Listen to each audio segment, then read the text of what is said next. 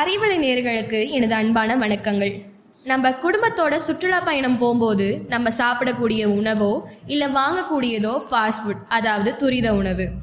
நம்ம வெளியே வாங்குகிற உணவு பொருட்கள் எல்லாத்தையுமே ஆங்கிலத்தை தான் சொல்லி வாங்குவோம்.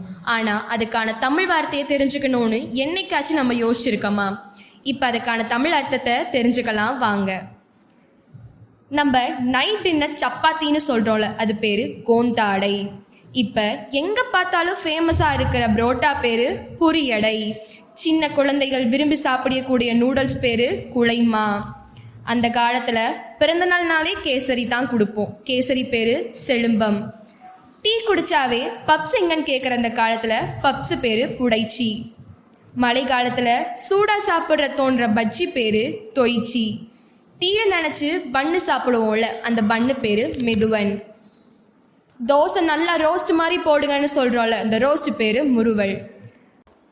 திருப்பதி போய் சாமி கும்பிட்றோமோ இல்லையோ லட்டு வாங்கிறதுக்காக போகிறோம். லட்டுனா கோழினி. போண்டா வடைலாம் சாப்பிட்றோம்ல, போண்டானா உளுந்தை. ஸ்வீட் கடைக்கு போனால் சாப்பிட்ற தோணுற இனிப்பு வகையில் ஒன்று தான் சோமூஸ், பிறைமடி. இட்லி தோசை தொட்டு சாப்பிடுவோம்ல சட்னி, அது பேர் தான் துவையல். புரோட்டால குருமா ஊற்றி சாப்பிட்றோம்ல குருமா, அது பேர் கூட்டாளம். தீபாவளி காலகட்டம் வந்தாலே நம்ம விரும்பி சாப்பிடக்கூடிய இனிப்பு வகை தான் ஜாங்கிரி, முருங்கனி. மூச்சு முட்டை சாப்பிட்டு செரிமானத்துக்காக குடிக்கக்கூடியது தான் சோடா, காளகம். என்ன நேயர்களே, இந்த நிகழ்ச்சியில் நம்ம துரித உணவோடு இன்னும் பல வகையான தமிழ் பெயர்களை பற்றி தெரிஞ்சுக்கிட்டோம். மீண்டும் ஒரு நிகழ்ச்சியில் சந்திக்கும் வரை உங்களிடமிருந்து விடைபெறுவது நந்தனா BL 12E2. நன்றி, வணக்கம்.